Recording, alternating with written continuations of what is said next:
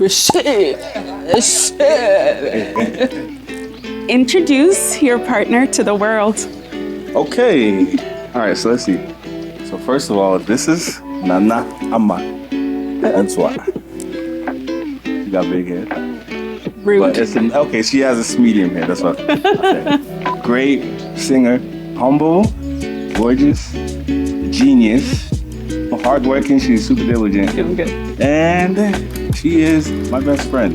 Okay, and this is Mr. Junior Boateng, the world's best producer there ever was. Yeah, Ju too.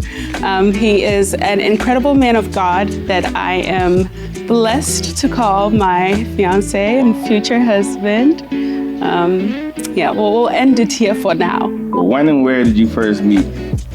We met in Canada we met in Canada, Calgary, Canada on New Year's Eve, December 31st of 2017? No, 2015? Must have been like 2015. Yeah, 2015. That's when we met. We were both there for a concert. Who was interested first? Be truthful. Please be. Yeah, it's okay. Listen, there's an unofficial answer and there's the official answer. So unofficially, she was interested first. That's a lie. So she saw me and she was like, man, that's a fine dude right there. Covered in the glory. Wow. You know. Receive. I was interested first. We had a songwriting session. We're supposed to write one song and we ended up writing 3 songs. Like boom, boom, boom. The songs was just flowing. That's right. Yeah. Spending time with her, it was really great, like really peaceful. Everything just flowed so naturally. And I really actually just took a second and thought about it. And I was like, yo, honestly, it would be actually nice to get to know her on a much deeper level. And so for me, that's where it started. And here we are today. So sweet. I know. Don't. Next question.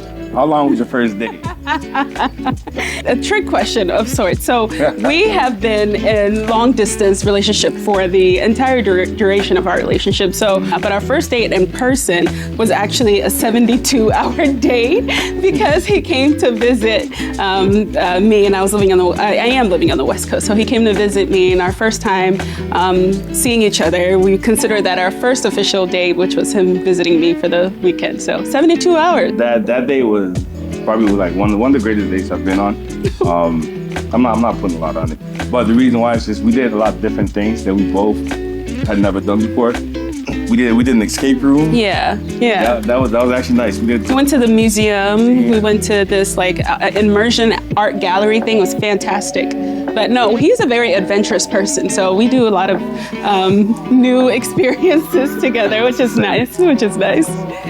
Okay. When did you know that she was the one, that I was the one, this she? You have to specify, because we already know stuff like that. All right. So thinking back, that first session that we had, songwriting, even though it wasn't even like that, we weren't even, like thinking of things in a romantic way.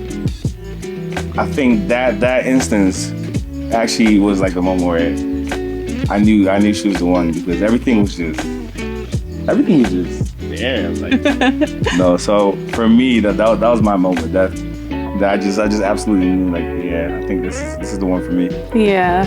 So my answer is a little bit more sanctified because I'm a child of God. Amen.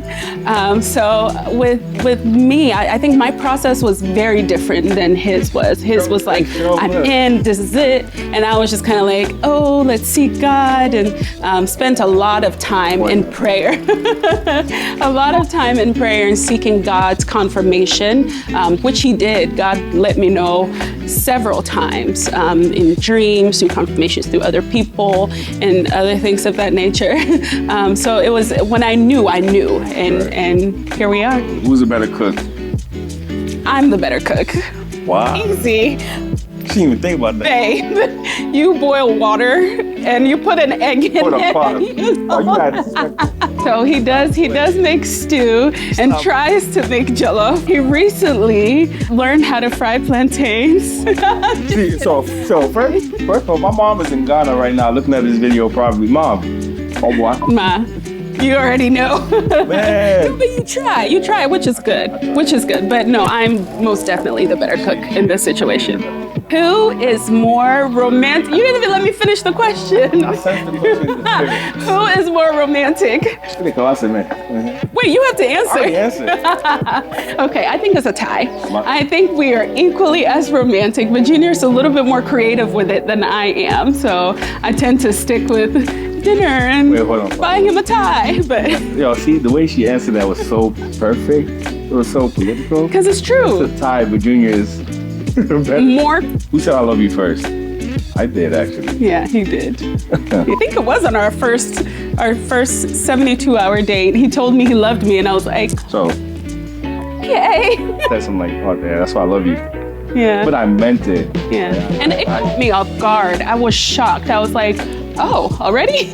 You know, sort of thing. But it felt very genuine, and it felt right, you know? It was.